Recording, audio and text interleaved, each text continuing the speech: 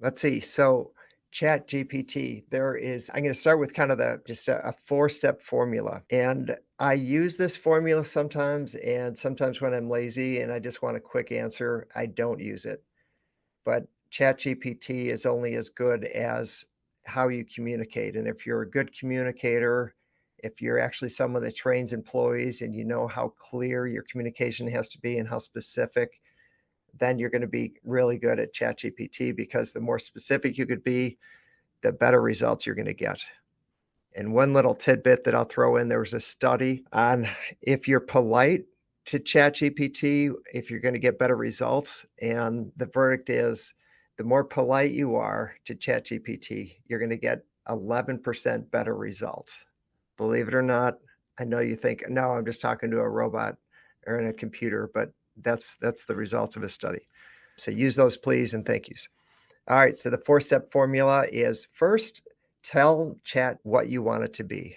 Like you are an expert, and then fill in the blank. For some of these, I have you're an expert, like, human resource manager, or you're an expert, like copywriter. Whatever you want it to be, tell it. I have an example here. You're an expert book reviewer, and then secondly, give it some kind of a context if need be. Like what generally, like what are you trying to do? For the job ad one, you're trying to hire, let's say in my example, a sales rep. So, hey, I'm trying to hire a sales rep for my company. Okay, that general context is really helpful.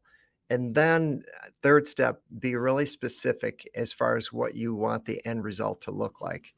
So, the more specific you can be, the better result you're going to get. And then, number four, this is really helpful because if you don't include this, typically it will not, it won't ask you questions. But say at the end, ask me any questions before you give me your best answer. Now, I'll make a comment on that one. Sometimes it comes back with way too many questions, and you're thinking, oh man, if I answered all those questions, I could do this myself. If there's too many questions or you don't want to deal with the questions that it gives you, you can merely say, proceed with the information that you have and it will spit out an answer, and it typically spits out a great answer. I have an example in here where it asked me a bunch of questions. I don't answer them all. I just kind of gave the quick answers, and then it fine-tuned a response. So that is kind of a four-step formula for prompts when you're speaking with ChatGPT.